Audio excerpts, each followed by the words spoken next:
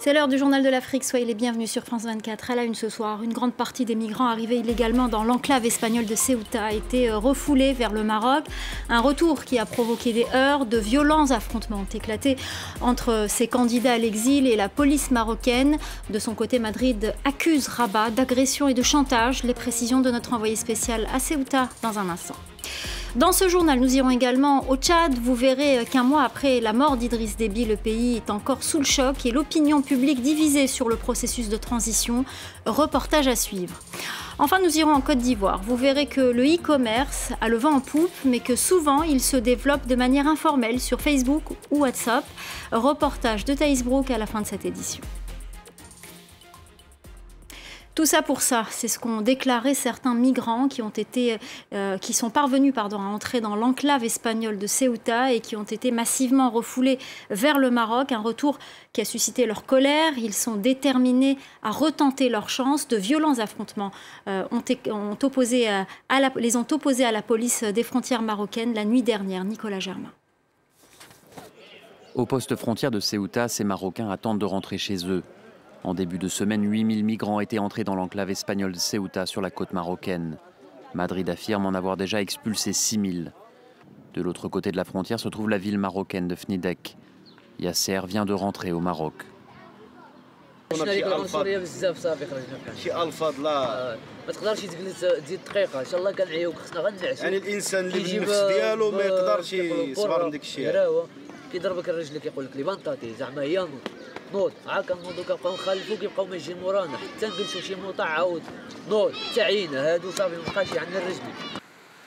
Yasser explique qu'il y a trop de chômage au Maroc et qu'il tentera de nouveau de passer en Europe.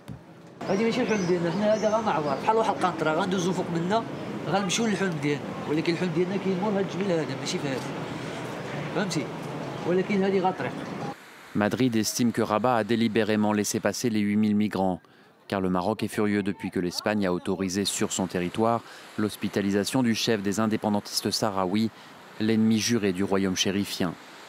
L'Espagne a désormais envoyé 200 militaires supplémentaires à Ceuta.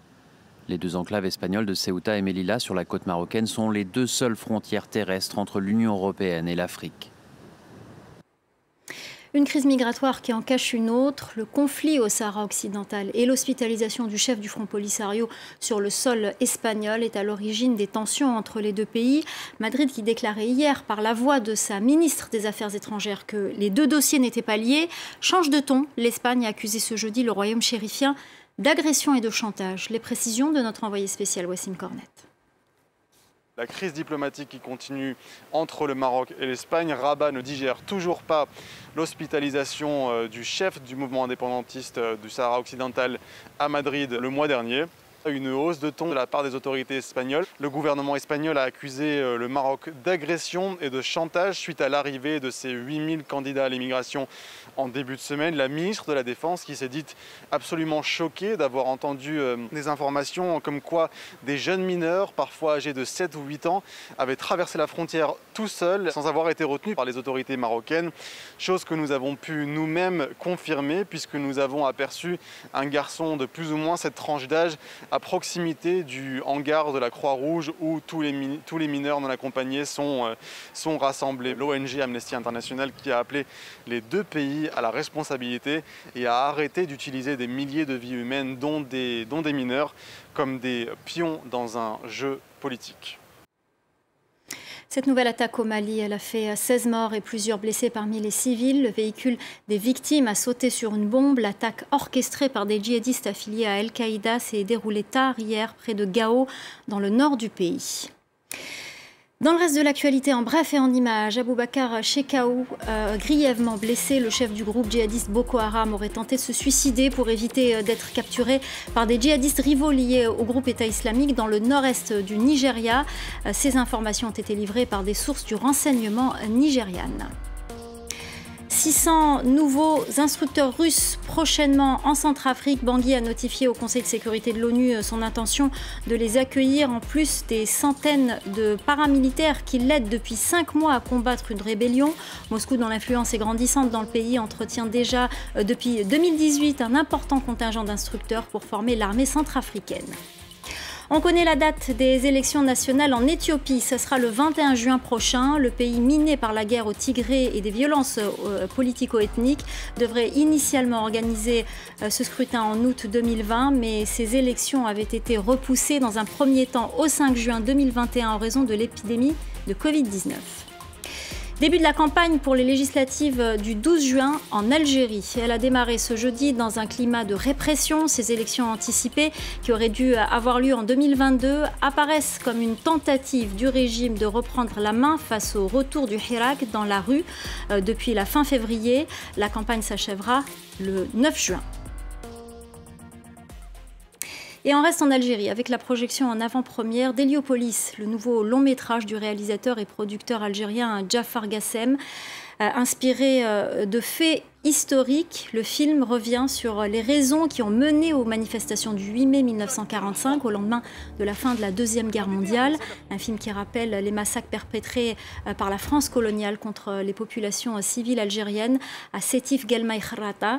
Le film a été présenté hier à Alger. Écoutez ces réactions recueillies par notre correspondant Monsef Aïd Kassi.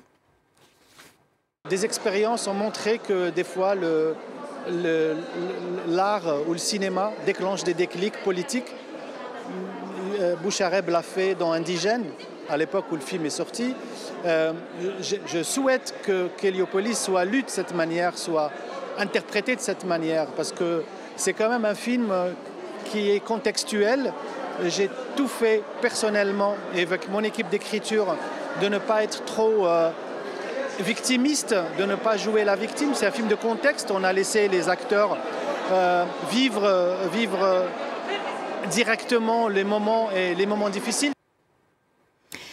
Le message de l'Union africaine à la junte qui a pris le pouvoir au Tchad après la mort du président Idriss Déby. L'UA a exigé que la transition ne dure pas plus de 18 mois et qu'elle mette en place un processus de transition démocratique pour des élections libres, justes et crédibles. Et justement, on va s'arrêter quelques instants au Tchad. Un mois après la mort d'Idriss Déby, le pays est encore sous le choc. Les incertitudes politiques demeurent sur la transition et l'opinion publique est divisée. Reportage de Khadija Douga et Aliou Thiam. Youssouf accueille ses premiers clients de la matinée. Ici, les affaires sont florissantes. Pourtant, le commerçant avait bien failli fermer boutique le mois dernier, après le décès d'Idriss Déby au pouvoir depuis 30 ans. Au départ, la mort brutale du président a effrayé tout le monde. En tant que commerçants, nous avons surtout eu peur pour nos affaires. Car si la sécurité du pays est menacée, nous sommes certains que les pilleurs frapperont. Nous avons donc rapidement fermé nos magasins et déplacé nos marchandises avant de revenir 3 jours après. Comparé à l'année dernière, nos ventes ont légèrement baissé. Un peu plus loin, dans cette gare routière, des bus désormais à l'arrêt étaient il y a encore quelques semaines très demandés. Des ventes records de tickets avaient été enregistrées après le décès d'Idriss Déby. C'est quand on a appris que le maréchal est tombé, il y a assez de gens qui ont fui le capital. Tout le monde veut voyager. Maintenant, il n'y a pas l'argent. On sait que les gens qui ont voyagé, ils ne sont pas de retour. Selon cet analyste politique, 2 camps semblent désormais s'affronter au sein de la population. Les anciens caciques du MPS ont repris du service et quelques partis politiques de l'opposition ont intégré ce gouvernement. C'est pourquoi on dit que ce gouvernement n'est pas représentatif. D'autres camps qui supportent le CMT disent que non, il faut accompagner le CMT jusqu'à la tenue des élections, en argumentant que non, c'était pour répondre à une agression. Parce que le pays fait face à une rébellion. Contrairement à son habitude, l'Union africaine n'a pas pris de sanctions contre N'Djamena après la prise du pouvoir par les militaires. Certains au Tchad et ailleurs en Afrique critiquent cette décision qui, selon eux, pourrait créer un dangereux précédent. On part à présent en Côte d'Ivoire. Les Ivoiriens sont de plus en plus nombreux à faire leurs emplettes sur Internet. D'ici 2025, le commerce électronique devrait représenter 10% des ventes dans le pays. Le marché est largement dominé par l'entreprise panafricaine Jumia, mais l'e-commerce informel attire de plus en plus d'entrepreneurs. Reportage de Thaïs Brook. Les 3 entrepreneurs n'ont pas attendu la pandémie pour se mettre au télétravail ils sont toujours pendus au téléphone. Vous avez passé la commande quand hier? Hier, en temps normal, aujourd'hui, vous devez être livré. Il y a 3 ans, ils ont commencé à vendre des vêtements pour hommes via Facebook et Instagram, puis ont lancé un site internet. Au départ, c'était pour peut-être avoir quelque chose en attendant un travail à la fonction publique ou autre chose. Mais après, quand nous avons vu que l'impact que ça pouvait avoir, nous nous sommes lancés sans hésiter.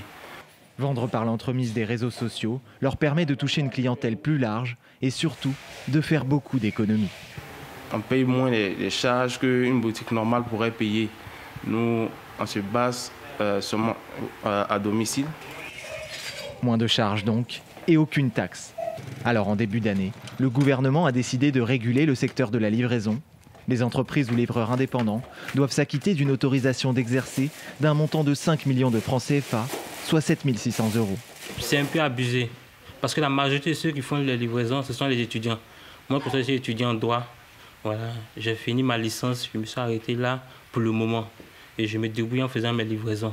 Donc imaginez, vous demandez à un étudiant de payer les 5 millions. Si moi j'ai les 5 millions, je vais investir dans un projet. Yves et les milliers d'autres livreurs indépendants restent donc dans l'illégalité, mais ils n'ont pas le choix et continuent de livrer. Sachez, vous qui nous suivez, que notre correspondant Thaïs Brook a achevé sa mission en Côte d'Ivoire avant de poser ses valises dans le pays. Il avait été notre correspondant au Rwanda et en Ouganda. Thaïs Brook a réalisé de nombreuses enquêtes et de reportages de qualité. On lui souhaite bon vent et, comme on dit à Abidjan, bon doigt au vieux père. Voilà, c'est la fin du Journal de l'Afrique. Restez avec nous, l'info continue sur France 24.